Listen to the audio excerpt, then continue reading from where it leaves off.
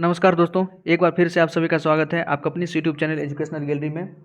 इस particular video में हम जो आपका BPSC assistant public sanitary waste management officer का एग्ज़ाम है और उसमें भी सॉलिड वेस्ट मैनेजमेंट आपको पढ़ना ही है, अच्छे से पढ़ना है। पूरा सिलेबस जो पेपर 2 का वही सिलेबस ही ऑब्जेक्टिव में।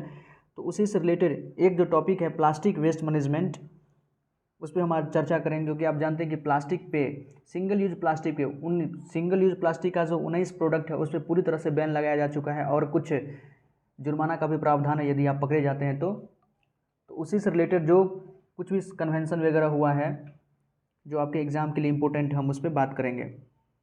सबसे पहले तो दोस्तों कि प्लास्टिक, ये जो प्लास्टिक होता है, प्लास्टिक की खोज किसने की थी? तो प्लास्टिक की खोज 1907 में, आज से 115 वर्ष पहले 1907 में लियो एच बैकलैंड, ध्यान रखिएगा, लियो एच बैकलैंड, पूरा नाम है लियो एच बैकलैंड ने किया था। ठीक है, ऐसा माना जाता था कि प्लास्टिक हमारे लिए एक वरदान साबित होगा। ऑब्वियसली शुरू में हम सारा काम, लगभग दिन का ऐसा कोई काम नहीं होगा जिसमें हम प्लास्टिक का यूज़ नहीं करते हों। कुछ न कुछ तो हम जरूर है कि उसमें प्लास्टिक कहीं न कहीं रिलेटेड है हमसे। तो शुरू में तो ये वरदान साबित हुआ था, लेकिन ये पता नहीं था जब उन्होंने डिस्कवरी किया था कि बाद में यही अभिशाप बन जाएगा। प्लास्टिक वेस्ट अपने आप में एक बहुत बड़ा आज वेस्ट बन चुका है। हम सभी के लिए सार्वभौमिक समस्या, ग्लोबल प्रॉब्लम है प्लास्टिक का वेस्ट मैनेजमेंट करना। इसी से रिलेटेड 2021 में 12 अगस्त 2021 को भारत सरकार ने भी एक नोटिफिकेशन जारी किया था और उसमें बोला था कि 1 जुलाई 2022 को, एक साल पहले ही आगाह कर दिया था कि 1 जुलाई 2022 से सिंगल यूज प्लास्टिक आपको पूरी तरह से बैन होगा। जैसे कि इस बार सिंगल यूज प्लास्टिक को पूरी तरह से बैन कर दिया गया है, तो इसलिए प्लास्टिक चर्चा में उससे रिलेटेड क्वेश्चन पूछा जा सकता है। देखिए कन्वेंशन से, यहाँ हम एक कन्वेंशन की चर्चा करेंगे, बेसल कन्वेंशन। कन्वेंशन से प्रत्येक साल, प्रत्येक एग्जाम में आप देखिएगा, मॉन्ट्रियल प्रोटोकॉल कन्वेंशन जो हुआ था, क्योटो प्रोटोकॉल कन्वेंशन जो हुआ था, इस और जो भी कन्वेंशन है, कन्वेंशन से क्वेश्चन आता ही है। तो प्लास्टिक से रिलेटेड एक कन्वेंशन है बेसल कन्वेंशन, इसको आपको अच्छे से देखना है। आइए देख लेते हैं, छोटा वीडियो है, अच्छे से देख लें। देखिए चर्चा में क्यों है, तो हाल ही में भारत ने जेनेवा में आयोजित बेसल कन्वेंशन में एक प्रस्ताव पेश किया जिसमें यह कहा गया कि विकसित देशों को अपने इलेक्ट्रॉनिक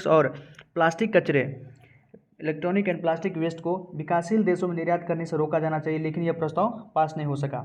मतलब भारत ने यह प्रस्ताव रखा, जो भी डेवलप्ड कंट्री है वो डेवलपिंग कंट्री में अपना क्या करता है, प्लास्टिक इलेक्ट्रॉनिक वेस्ट को एक्सपोर्ट करता है, ये बंद होना चाहिए।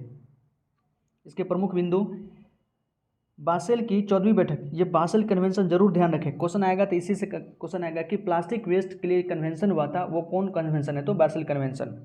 बासेल की 14वीं बैठक में 187 देशों के सदस्यों ने भाग लिया। 2 सप्ताह के विचार विमर्श के बाद यह 10 मई 2019 को जेनेवा में संपन्न हुआ।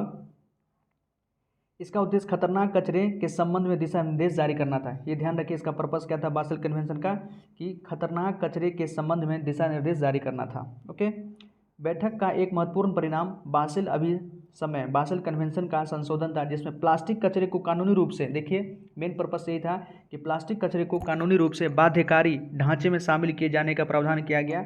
यह प्लास्टिक कचरे के वैश्विक व्यापार को अधिक पारदर्शी बनाने के साथ ही बेहतर ढंग से विनियमित करेगा।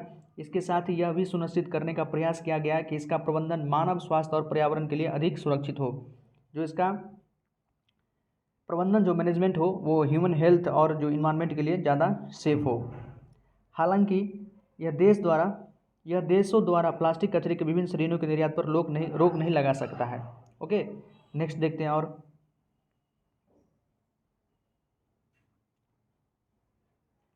प्लास्टिक कचरे से होने वाला प्रदूषण वैश्विक स्तर पर एक प्रमुख पर्यावरणीय समस्या है। विश्व भर के समुद्र में लगभग 100 मिलियन टन प्लास्टिक कचरा एकत्रित है। पूरे वर्ल्ड वाइड जो है समुद्र में सारा अल्टीमेटली तो समुद्र में ही जाके मिल जाता है।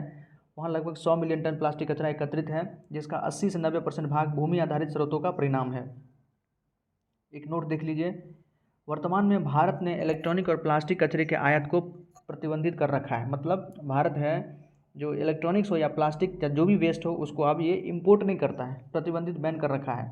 आप देखिए बेसल कन्वेंशन 22 मार्च 1989 को प्लेनी पॉन्टियरीज का एक सम्मेलन, कॉन्फ्रेंस ऑन प्लेनी, जो बासेल स्विट्जरलैंड, ये बासेल है कहाँ? स्विट्जरलैंड में है, ध्यान रखें। बासेल आपको सब ध्यान रखना है, बासेल कन्वेंशन हुआ था स्विट्जरलैंड का, ये जगह है, प्लास्टिक से संबंधित है, के अंतर्गत देशों के मध्य खतरनाक कचरे के आदान प्रदान को रोकना और इसके निराकरण को प्रयास करना था। एक तो जो दो देशों के बीच या विभिन्न देशों के बीच जो खतरनाक कचरा है उसके आदान प्रदान को रोकना था और इसका जो भी डिस्पोजल करने का प्रयास कर था। इसे बासल अभिसमय के रूप में जाना जाता है और यह 1992 से लागू हुआ है। 1992 से लागू हुआ है। यह एक अंतर्राष्ट्रीय संधि है जिसका लक्ष्य विभिन्न देशों के मध्य खतरनाक कचरे का आदान प्रदान को रोकना है। इंटरनेशनल ट्रीटी है जिसका क्या लक्ष्य है, तो जो विभिन्न देशों के मध्य जो है खतरनाक डेंजरस वेस्ट है इसके इंपोर्ट एक्सपोर्ट को रोकना है। और इसका मुख्य फोकस विकसित देशों और विकासशील देशों के मध्य खतरनाक कचरे का आयात निर्यात को भी बाधित करना है। सेम बात है। यह संधि देशों के मध्य आपसी सहयोग एवं बासल अभिसमय के निर्देशों के क्रियान्वयन संबंधी जानकारियों को साझा करने का भी है।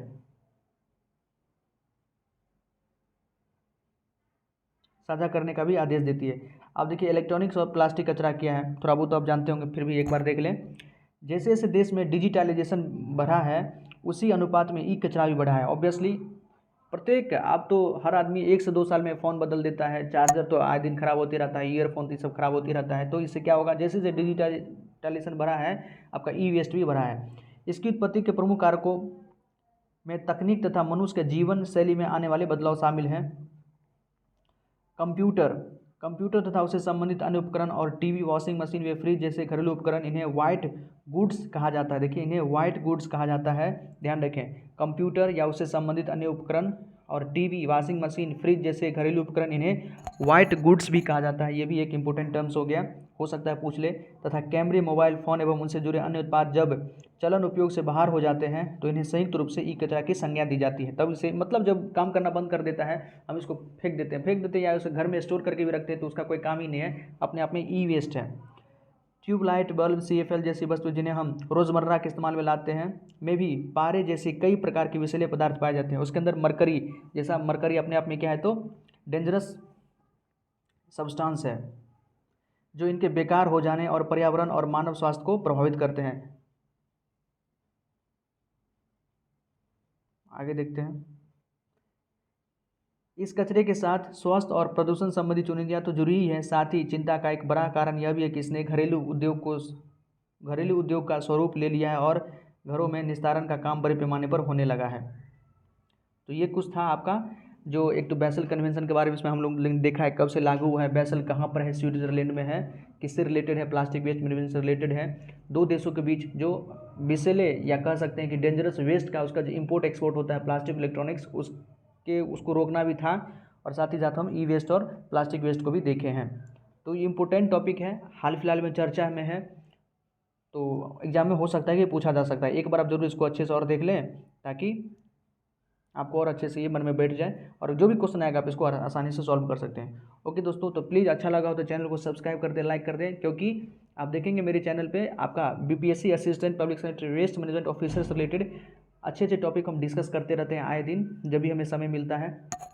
ओके, और जो भी इंपॉर्टेंट टॉपिक है हम इसको सबको कवर करेंगे। उससे रिलेटेड जो भी न्यूज़ रहता है, इस एग्जाम से रिलेटेड जो भी न्यूज़ रहता है तो उसको तो हम पूरी तरह से पकड़ते हैं और आप सबको बीच पहुँचाते हैं। ओके ठीक है दोस्तों, तो अच्छा लगा हो तो ज़रूर चैनल को लाइक सब्सक्राइब कर दें और कोई क्वेरी हो तो आप कमेंट कर सकते हैं।